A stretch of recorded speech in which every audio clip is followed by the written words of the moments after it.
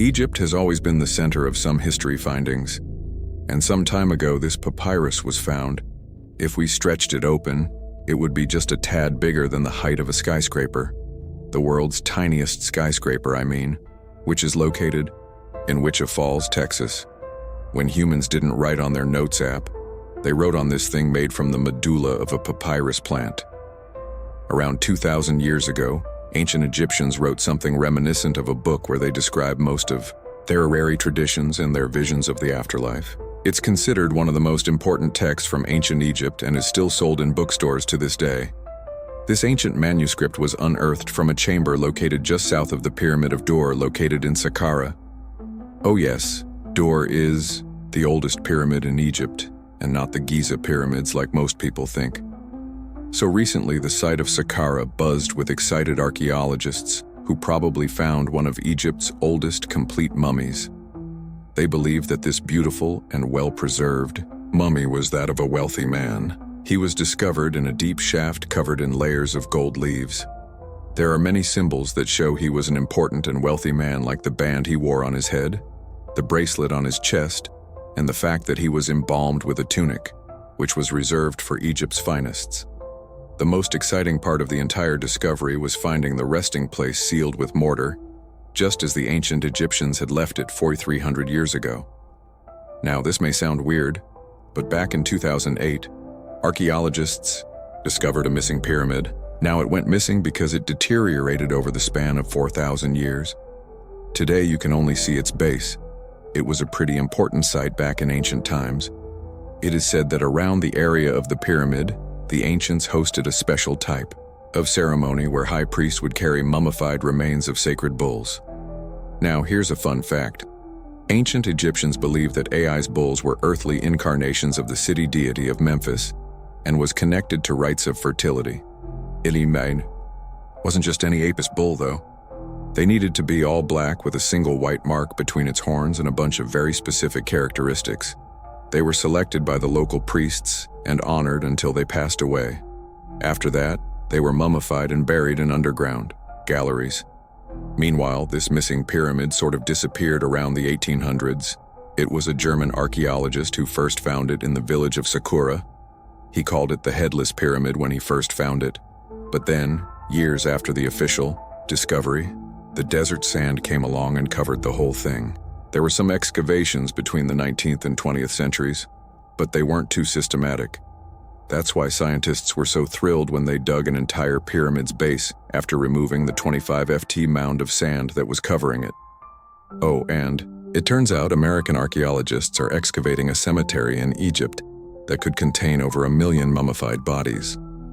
So far, archaeologists have dug around 1,700 milliliter. One of the main differences from other classic Egyptian mummies is that these people weren't kings and pharaohs. They were commoners that most likely lived about 1,500 years ago, when Egypt was controlled by the Roman and Byzantine empires. The name of the cemetery is cool though, the Way of the Water Buffalo, just in case you want to check it out on your next trip. Other than bulls and buffaloes, ancient Egyptians also liked baboons. Are you seeing a pattern here? In the beginning of the 20th century, archaeologists discovered a site filled with mummified baboons in a place called, guess what? The Valley of Monkeys. An animal wouldn't have been mummified if it wasn't considered important. Certain animals were more important than others since they were linked to specific deities. Jackals were connected to Anubis, the ancient god of the afterlife, and cats were likened to the female deity Bast. Baboons were a pretty big deal since they were believed to be connected to the Eye of Wisdom and advisor to Ra, one of Egypt's supreme deities. The archaeologists who studied these animals weren't too happy. They think these baboons were kept inside and were deprived of sunlight for most of their lives. They had extreme vitamin D deficiencies and they were poorly fed. Maybe Thoth got angry with these baboon keepers. Just a guess. Since there's never a boring day for archaeologists in Egypt, they also found human mummies with golden tongues. Since Egyptians were all about the afterlife, they believed that golden tongues might help a person speak once they passed to the other side. I mean, it's a long shot, but hey, why not? Some of these mummies were placed in wooden coffins with goods such as necklaces, pottery, golden artifacts in the shape of lotus flowers and scarab beetles and iPhones. Nah, just kidding. A new temple was also unearthed recently in Egypt. Scientists believe it was dedicated to honor Zeus Cassius. That deity would be a cross between Zeus, the almighty Greek deity of the sky, and Mount Cassius. While digging around the Sinai Peninsula in Egypt, archaeologists spotted two pink granite columns poking out of the ground, and bingo. They believe these columns represented the temple's front gate and collapsed during an earthquake many years ago. And speaking of deities, there weren't only super serious deities. Recently, scientists unearthed a golden ring in a city south of Cairo. No, Frodo, it's not magical. It was a normal gold ring, but it had the depiction of the deity of fun, officially named Bes. This deity is often described in sacred texts as a happy, chubby dwarf. Today, many tattoos we get are sort of deprived of any sense and are made of aesthetic purposes only. In ancient Egypt, though, women would get tattoos as a token of protection for childbirth. That's what scientists think, at least. Around the Nile region, scientists found some mummies that had well-preserved tattoos, which is a rarity since the skin deteriorates so easily. Two of these women tattooed their lower backs, and the drawings were simple. They were mostly pictures, including that same chubby dwarf we just talked about, Bes. He also had a side hustle as the protector of women during childbirth. Now, would you believe me if I told you ancient Egyptians invented robots? No? Well, that's because that's not entirely true. Sure, they were astronomers, mathematicians, and engineers, and somehow they also squeezed an eccentric invention into that package. Thanks for watching. When you hear the word mummy, a spooky image might flash through your mind. Maybe a wrapped-up figure stumbling through a dimly lit tomb in some horror movie. But behind the myths and movie monsters lies something far more fascinating. A real, historical treasure trove. Mummies have helped historians and scientists unlock the secrets of ancient civilizations. They've revealed how people honored their dead, what they believed about life after death, and even what diseases they faced. And no culture is more famously associated with mummification than the ancient Egyptians. The Egyptians believed that life didn't simply end with death, it continued in another realm. But for that to happen, the body had to remain intact. That's why they developed the intricate and sacred process of mummification. They believed that preserving the body allowed the soul to recognize it in the afterlife, ensuring a successful journey beyond this world. You could think of it as preparing someone for a new home. The tomb was like a fully furnished apartment for eternity. Egyptians placed everything the deceased might need in this eternal residence: food, clothes, jewelry, and even entertainment. Their beliefs were deeply rooted in the natural world around them. They saw the daily rising of the sun, the return of the seasons, and plants sprouting anew after withering. These cycles of life, death, and rebirth shaped their view of the afterlife. The god Osiris, a powerful symbol of death and resurrection, played a central role in these beliefs. To preserve the body, Egyptians used a mix of natural materials: honey, resins, incense, and a special salt, called natron, to dry out the corpse.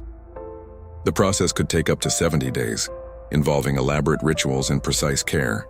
Priests recited sacred texts and performed ceremonies during mummification, emphasizing the spiritual importance of each step. Among all mummies, none is more famous than that of Tutankhamun, or as we call him, King Tut. This young pharaoh ruled Egypt over 3,000 years ago. Most royal tombs had long been looted by grave robbers, hungry for the treasures buried alongside ancient kings. But in 1922, archaeologist Howard Carter made a stunning discovery. King Tut's tomb, untouched and packed with treasures, hidden away for millennia. Inside were over 5,000 objects, including a solid gold coffin, jewelry, weapons, furniture, and even chariots. His body had been enclosed in 3 nested coffins, the innermost made of gold. But his mummy also told another story. Through DNA analysis, scientists learned that he had malaria and a deformity in his foot that likely caused him pain and required the use of walking sticks, over 100 of which were buried with him. Another notable mummy is that of Ramses II, one of Egypt's greatest pharaohs. He ruled for 68 years, led military campaigns, and commissioned monumental buildings, including giant statues of himself. Standing over 6 feet tall, Ramses lived to around 90 years old, an impressive feat for ancient times. Yet even he wasn't spared from tomb robbers. His body was eventually hidden away in a secret royal cache at Deir el-Bahari, discovered in 1881. Luckily, inscriptions on his wrappings helped identify him. Modern scans of his mummy suggest he suffered from arthritis and spinal issues in his old age. The mummification process itself was deeply spiritual and ceremonial. The body was washed, organs removed and preserved separately, and then the corpse was dried and wrapped in layers of linen, often with amulets for protection. The goal wasn't just to preserve, it was to honor the dead and ensure their safe passage to the afterlife. Tombs weren't just burial places, they were symbolic gateways. The walls of King Tut's tomb, for instance, were covered in vivid paintings depicting his journey through the underworld. These scenes showed rituals, gods, and spells from the Book of the Dead, a collection of prayers and incantations meant to guide the soul through the afterlife's many trials. Egyptians stocked tombs with everything a spirit might need on the road ahead. Archaeologists found food, wine, baskets of fruit, clothing, weapons, cosmetics, and even board games like Senet, a favorite of the ancient elite. Tombs also contained cosmetics, perfumes, and ornate fans made of ostrich feathers and ivory. Because even in the afterlife, presentation mattered. Some pharaohs were buried with boats to sail through the afterlife. Pharaoh Khufu, builder of the Great Pyramid, had a full-sized solar bark interred near his tomb. King Tut, though, opted for land travel, buried with 3 elaborate chariots and dozens of walking sticks carved from precious materials. Interestingly, the Egyptians weren't the first to mummify their dead. That honor goes to the Chinchorro people of South America, who practiced mummification over 2,000 years before the Egyptians. These early societies also believed in honoring the dead by preserving them, showing just how universal the desire to remember and respect our ancestors truly is. Thanks to these preserved remains, we've not only unearthed the physical likeness of long-dead rulers, but glimpsed their personalities, daily lives, illnesses, and beliefs. Mummies are more than dried-up corpses wrapped in cloth. They're time travelers, and every one of them carries a story waiting to be told. Not so long ago, though, some very special mummy paintings were found by archaeologists studying ancient Egyptian objects. These mummy portraits are highly detailed paintings of individuals that were made while they were still alive. Such paintings were often painted on wood, as opposed to the classical portraits we all know about, which are painted on canvas.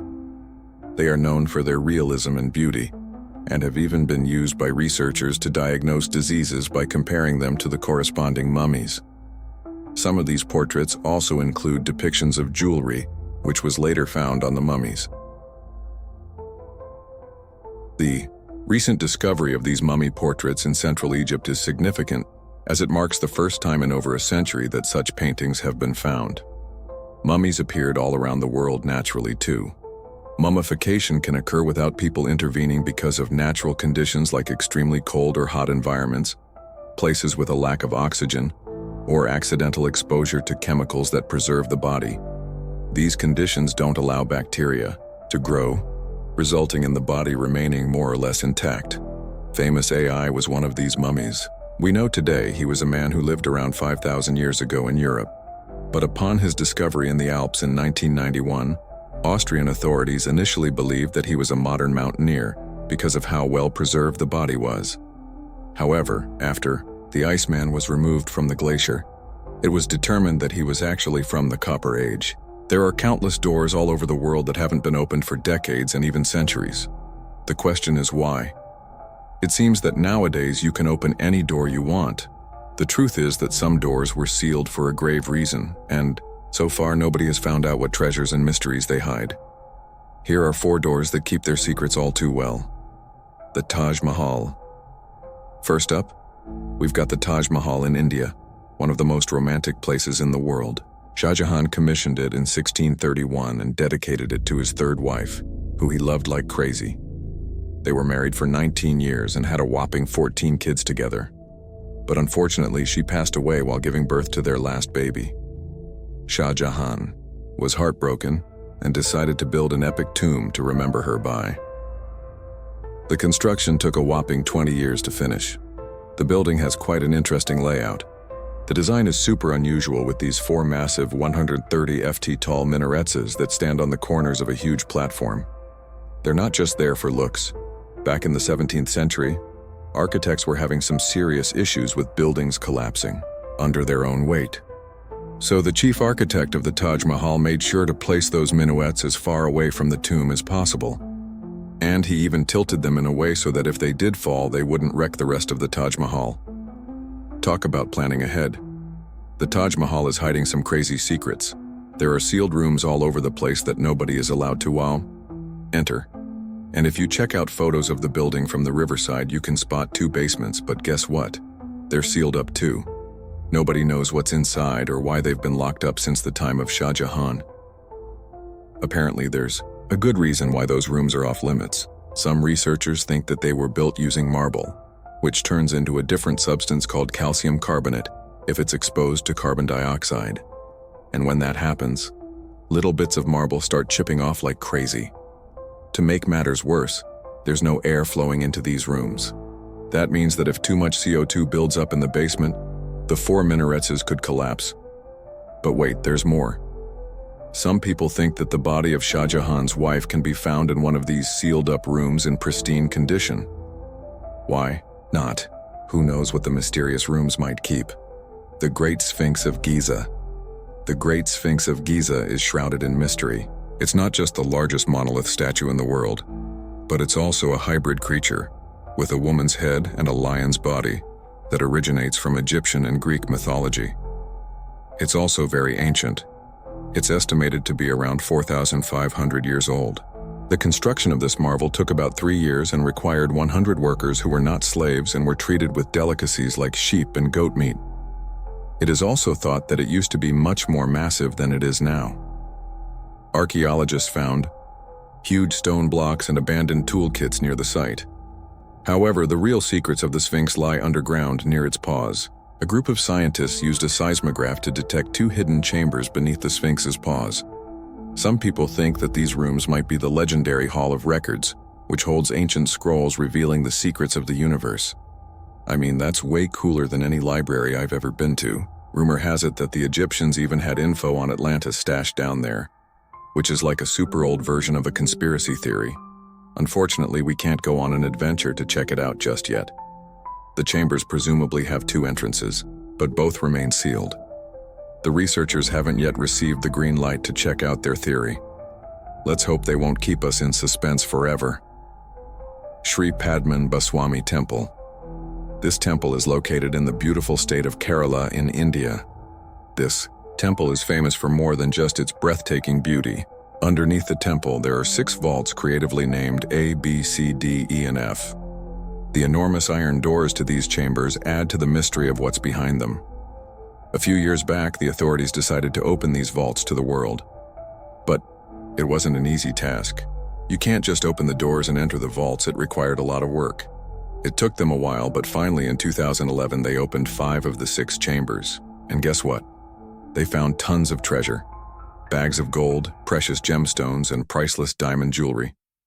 The estimated worth of everything found in the vaults is a whopping $1 trillion. It's like the temple was the real-life inspiration for Aladdin's Cave of Wonders. But wait, I said 5 of the 6. What happened to the last one? Vault B has remained closed, but not for lack of trying. They simply didn't manage to open it. There is even a belief that it's fatally cursed. Legend says that only a saint or sage can break the curse by chanting a specific mantra, but no one has been able to do this yet, presumably because we don't have saints or sages at our disposal. There is also rumor that in the 30s, some temple invaders tried to enter Vault B to do some good old looting, but they never reached their target. Apparently, terrible snakes materialized out of nowhere and chased the gang away. But of course, this is just an urban legend, and there is not proof of that. However, it is said that the Auditor General dealing with the temple claimed that Vault B had been opened at least 7 times since 1990, and nothing bad happened to anyone who entered. Who knows? Maybe we should send Indiana Jones to check it out. The first emperor's tomb. Deep under a hill, completely undisturbed and surrounded by dangerous traps, lies an ancient 2,000-year-old tomb. It belongs to Qin Shi Huang, the first emperor of China. He was born in the Qin state and became king when he was just a boy. But when he grew up and gained full power, he united the warring states ancient China was divided into by conquering them. After that, he created the Qin dynasty. When he died in 210 BCE, they buried him deep underground in a massive tomb. And when I say massive, I mean massive. Back in 1974, some farmers in Xi'an, China, stumbled upon something strange while digging. A huge terracotta soldier. This discovery led to an extensive archaeological dig that has continued for over 40 years, revealing a collection of thousands of clay soldiers. The unique thing about these soldiers is that each one has its own unique features, from hairstyles to facial expressions. It's believed that there could be up to 8,000 of these soldiers, but only 2,000 have been found so far. Interestingly, the central tomb, which is believed to be the resting place of the emperor, is still untouched. In ancient records, there are references to a vast underground city that the emperor built, complete with scenic towers, palaces, and whatnot. Sima, a Han Dynasty historian, wrote that the tomb was adorned with treasures and had space for hundreds of officials. But the lack of technology to properly examine the site is what's holding things up. Qin Shi Huang was surrounded by liquid mercury in his tomb, with two of the streams representing the major rivers of China, Yellow River and Yangtze. The ancient Chinese believed that mercury could provide immortality, but it could have also caused the emperor's death, since he regularly took mercury pills to prolong his life. The dangerous levels of mercury contamination in the soil near the tomb are the main reason why scientists are reluctant to explore it. It could be very dangerous both for people and for the environment. Now, if I had to choose which door to open, I'd probably go for the one that doesn't lead to a tomb surrounded by poisonous mercury. Call me crazy, but I'd like to avoid any potential health hazards. Unlike many other ancient Egyptian burial grounds, King Tutankhamun's tomb stayed hidden and free of unwanted thieves for 3,000 years. One reason was that the tomb was smaller than average and tucked away in a place called the Valley of the Kings. This area was already being extensively explored. By the time they stumbled upon Tut's spot, the entrance was all covered in debris from building a nearby tomb, which must have also helped keep it a secret. There were also zero writings or signs on the outside of the tomb. Time passing also played a part in keeping it in amazing shape, until the 1920s, when a man named Howard Carter finally made it in. But was Carter that big of a hero? Some recent findings say he might have been sneakier than initially thought. People used to think Carter wasn't just a glorified treasure hunter. He was a true archaeologist. Before Tut, he had been on a relentless quest for Egyptian artifacts. He discovered his interest in these unusual objects when he was a child, and soon started drawing the sculptures and inscriptions that were found in ancient tombs. After stumbling upon the remains of King Tut, Carter spent a decade recording and processing all sorts of objects like golden thrones, chariots, and statues from Tut's tomb, shipping them down the Nile to Egypt's museum in Cairo. Well, at least that was the official story. More recent discoveries claim that not all of the objects made it to Egyptian officials. A secret letter seems to uncover Carter's little 10 for them, one for me policy. The letter in question was sent to Sir Alan Gardner, a philologist and friend of Carter's, dated from 1922. In these writings, Carter mentioned having found the tomb and was asking his buddy for some advice. In another letter from 1934, Gardner seems to be thanking Carter for an amulet, which was sent to him as a thank you gift. Carter was adamant that it didn't come from Tut's tomb, but evidently it did. Even the British director of the Egyptian Museum was on to Carter's sneaky endeavors but couldn't prove it. He compared Gardner's amulet to others from Tut's tomb, and lo and behold, they were a perfect match. Gardner was so disappointed to have been put in such a sticky situation that he vented to Carter in another letter. Deciding to be a good friend, Gardner didn't throw the famous archaeologist under the bus.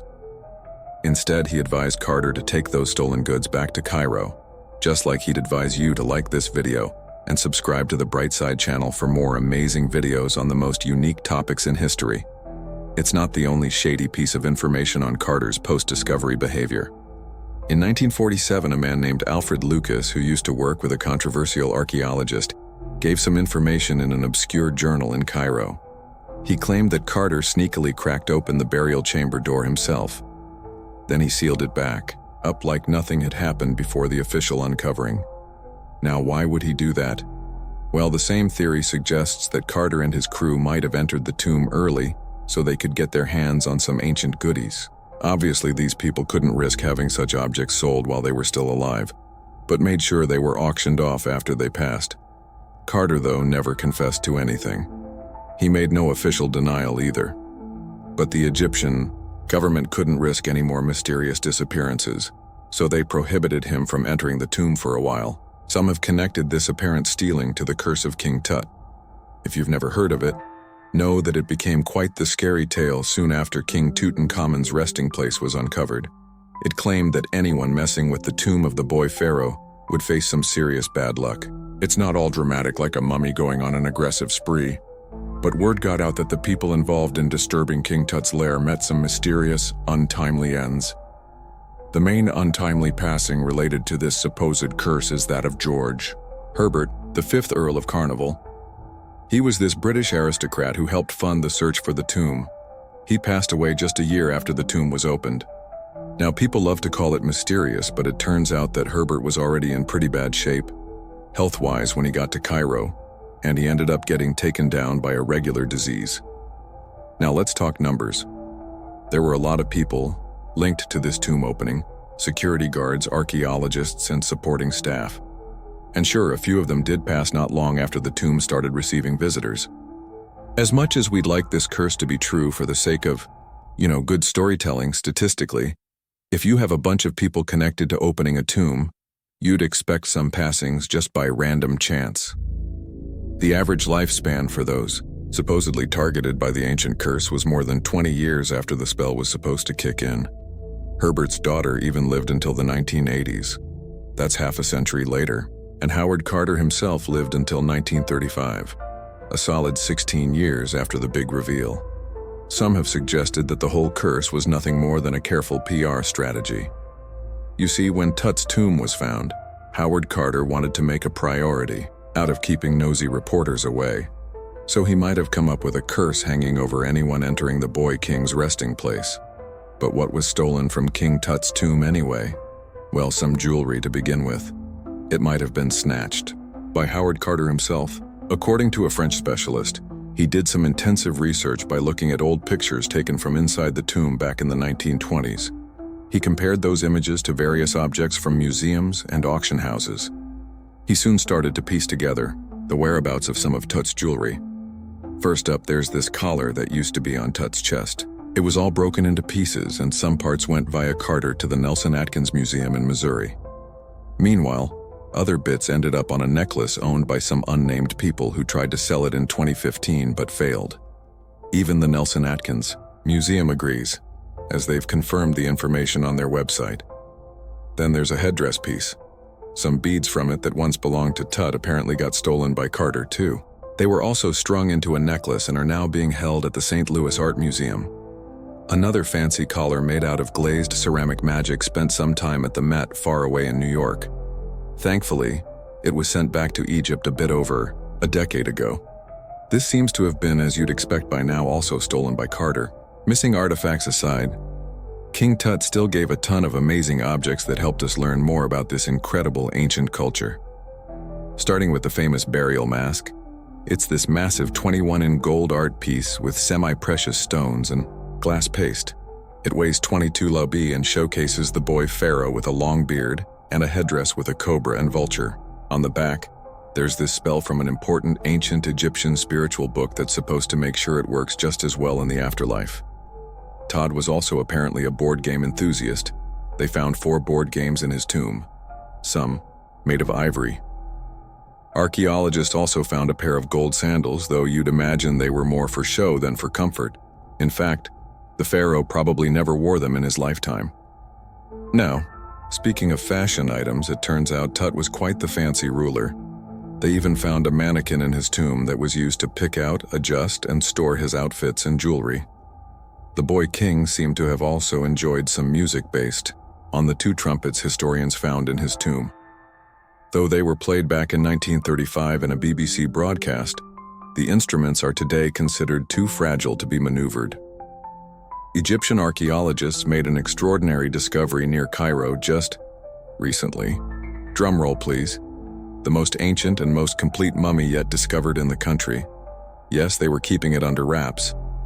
The 4,300-year-old mummy was found in a group of tombs close to the step pyramid of Djoser, dating back to the Egyptian Old Kingdom. It was covered in layers of gold. The team also found several other tombs, including one belonging to an ancient Egyptian official and another belonging to a secret keeper who had the power to perform special ceremonies. Another interesting tomb was that of a writer, which featured the largest statues ever found in the area. This vast burial site is also home to more than a dozen pyramids and resting grounds. Probably one of the most famous mummies in the world is that of Hatshepsut. She ruled Egypt like a boss for around 20 years, building all sorts of impressive buildings and creating new trade routes. But when archaeologist Howard Carter found her tomb in the Valley of the Kings, her sarcophagus was empty. However, Carter did find two coffins in another tomb.